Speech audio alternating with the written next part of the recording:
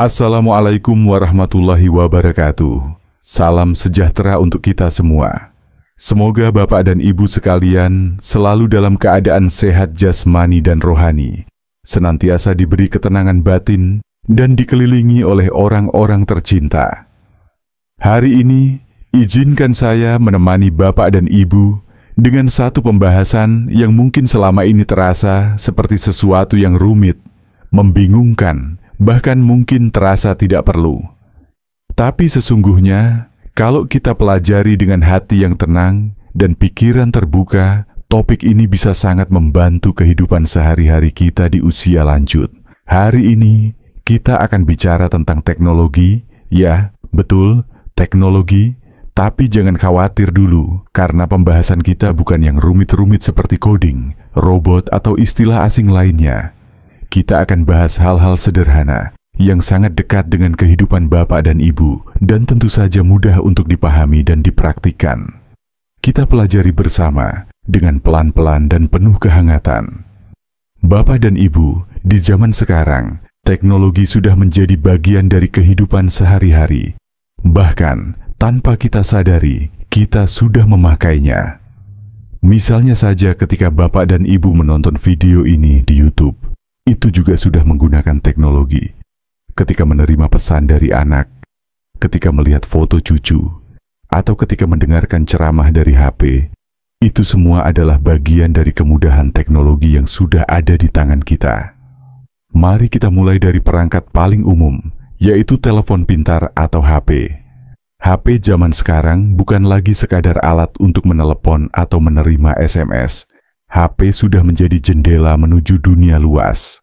Melalui HP, Bapak dan Ibu bisa berkomunikasi, mendapatkan informasi, menonton tayangan favorit, membaca berita, hingga belajar hal-hal baru. Salah satu fitur yang sangat bermanfaat adalah video call. Dulu, kalau kita ingin melepas rindu pada anak atau cucu yang tinggal jauh, kita hanya bisa menelepon suara. Tapi sekarang, dengan fitur video call di aplikasi seperti WhatsApp, kita bisa melihat wajah mereka, melihat senyum mereka, dan bahkan bisa saling menunjukkan kegiatan sehari-hari. Tinggal buka aplikasi WhatsApp, cari nama anak atau cucu, lalu tekan ikon bergambar kamera, maka video call bisa langsung dilakukan, seolah-olah kita sedang duduk bersama mereka di ruang keluarga. Selain untuk video call, HP juga bisa digunakan untuk menonton video bermanfaat di YouTube. YouTube menyediakan jutaan video dari ceramah agama, senam ringan untuk lansia, tutorial memasak, hingga tayangan hiburan seperti film atau lagu-lagu lawas. Bapak dan Ibu tinggal membuka aplikasi YouTube, lalu mengetik kata kunci seperti senam lansia, atau ceramah ustadz favorit, atau lagu tahun 70-an. Maka video yang sesuai akan langsung muncul. Sangat mudah dan menyenangkan. Lalu ada juga grup WhatsApp keluarga. Ini tempat di mana seluruh anggota keluarga bisa saling berkabar. Bisa saling menyapa di pagi hari, mengucapkan ulang tahun, berbagi foto, atau sekadar mengirim pesan singkat.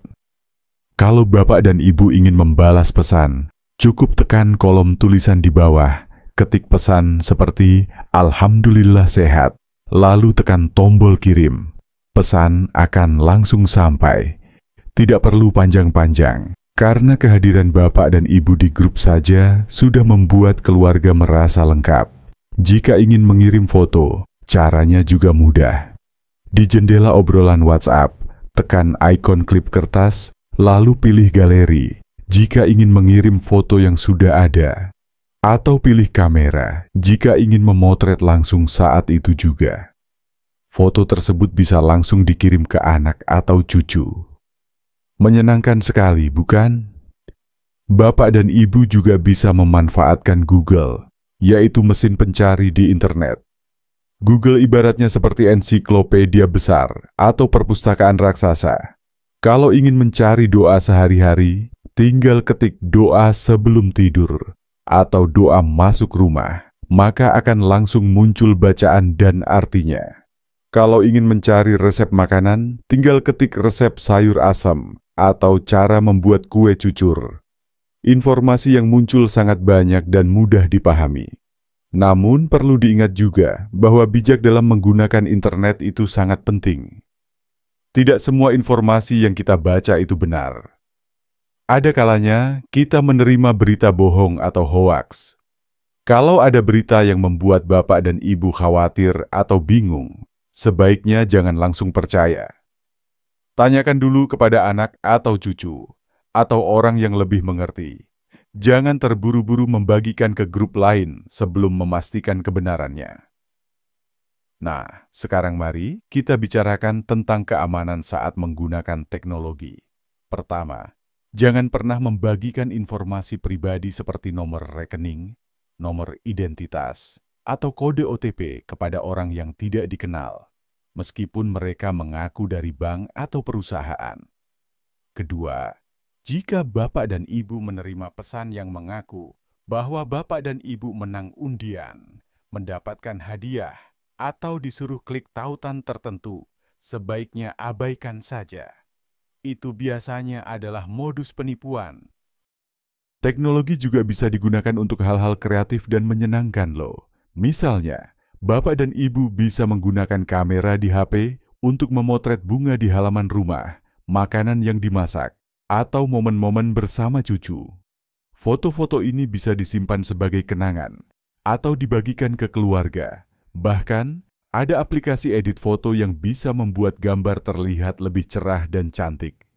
Untuk yang gemar membaca, sekarang sudah tersedia aplikasi Al-Quran digital. Kita bisa membaca ayat suci Al-Quran dengan teks Arab dan terjemahan.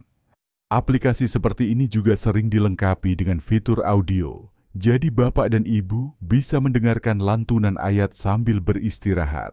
Selain itu, ada juga aplikasi untuk membaca buku cerita inspiratif, kisah nabi, atau renungan harian. Kalau bapak dan ibu ingin pergi ke suatu tempat tapi tidak tahu arah, bisa menggunakan Google Maps. Cukup ketik nama tempatnya, lalu ikuti petunjuk arah dari aplikasi. HP akan memberitahu belok kanan, belok kiri, dan sampai tujuan.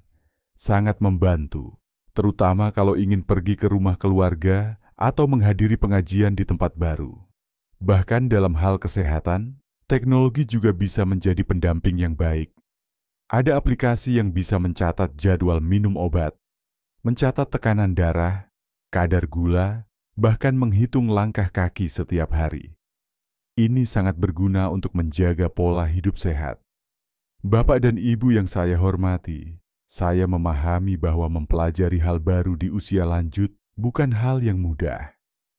Kadang-kadang kita merasa takut salah pencet, takut merusak HP, atau bingung dengan istilah-istilah yang digunakan. Tapi percayalah, tidak ada kata terlambat untuk belajar. Asalkan kita sabar, pelan-pelan, dan dibimbing oleh keluarga, maka semuanya akan terasa mudah. Bahkan bisa jadi menyenangkan. Anak dan cucu biasanya senang jika kita mau mencoba teknologi. Mereka merasa bangga dan bahagia kalau orang tua dan kakek nenek mereka mau belajar. Jadi, jangan ragu untuk bertanya, minta diajari ulang, atau mencatat langkah-langkah penting di buku kecil agar tidak lupa. Yang paling penting adalah, gunakan teknologi untuk hal-hal yang positif. Gunakan untuk menambah ilmu, mempererat hubungan keluarga, memperluas wawasan, dan menjaga semangat hidup. Hindari penggunaan yang berlebihan atau konten-konten yang tidak bermanfaat. Bapak dan Ibu, semoga apa yang saya sampaikan hari ini bisa menjadi pencerahan dan motivasi untuk terus maju. Jangan takut dengan teknologi. Anggaplah teknologi sebagai teman baru yang bisa kita ajak bekerja sama. Belajar pelan-pelan, nikmati prosesnya, dan rasakan manfaatnya dalam kehidupan sehari-hari. Terima kasih sudah menyimak video ini dengan hati terbuka dan penuh semangat.